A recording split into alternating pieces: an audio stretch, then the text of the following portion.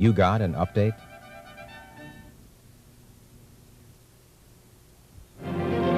A Universal Newsreel of 1961.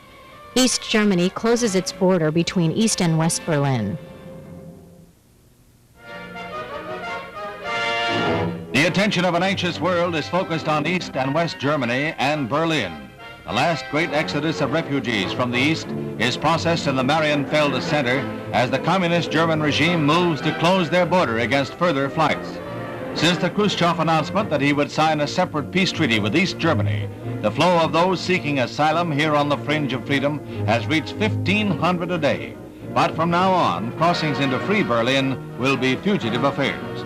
Once the East Germans are processed, they are absorbed into the hungry West German labor market, flown to those cities where they are needed most and where they are safest from Red-inspired kidnappings.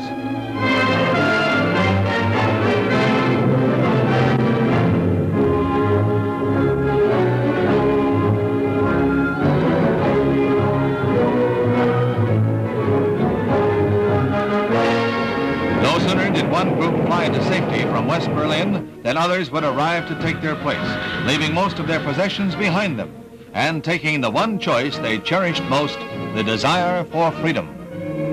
East German troops swooped down on the border between Red Berlin and the Free City in the pre-dawn hours to close the 66 points where movement between the sectors has been relatively free. East Berliners who held coveted jobs in the West were told to stay home, and the elevated trains were halted.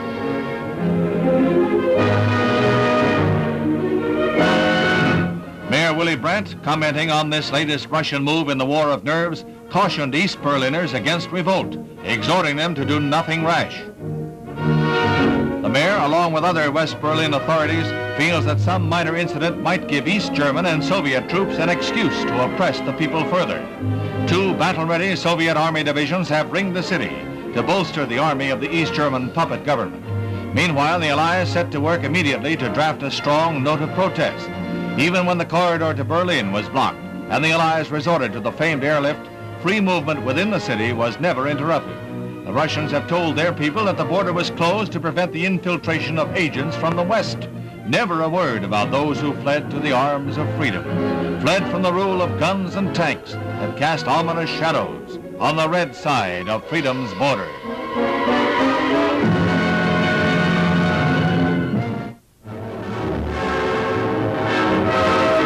As the communist barrier between East and West Berlin grows higher and stronger, the more determined grows the will of those in the East to escape. Along the border, East Berliners are forced to evacuate their homes as the communist police move to prevent their escape.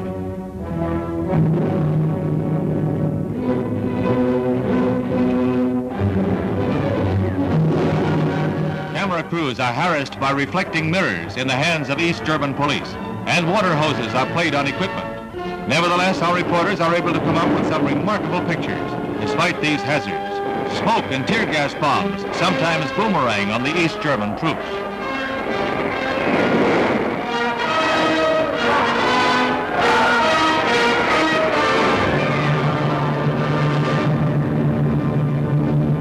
It's like a deadly game of badminton.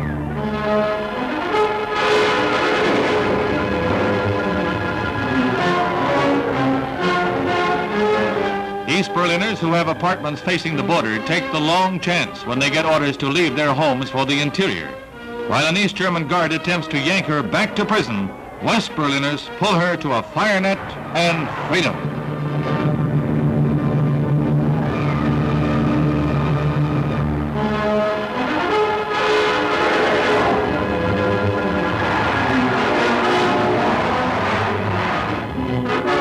Of danger, from 4th and 5th floor windows, from any hatchway open to escape, they flee.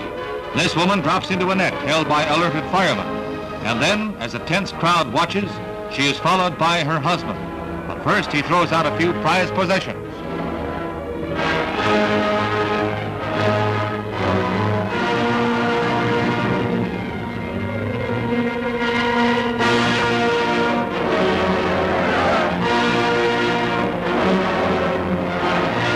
Determined to protect their people from such temptations, the East Germans are razing homes and buildings along the border and creating a 10-foot ditch to prevent autos and trucks from crashing the barrier.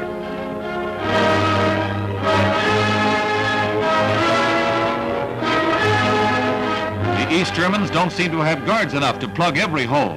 When a soldier's attention is diverted by others, a hole is cut in the barbed wire and Khrushchev's face is slapped again.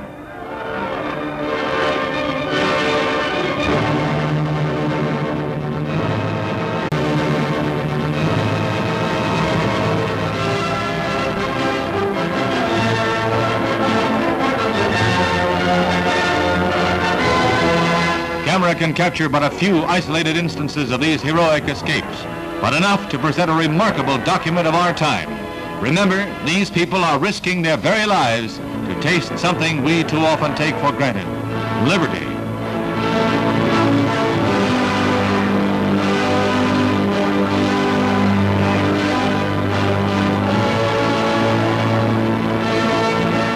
At times, the border guards seem to make but half-hearted attempts to stop their fleeing countrymen. They never use their guns within camera range, though there have been many reports of shootings. Maybe someday they too hope to sample the sweet taste of freedom.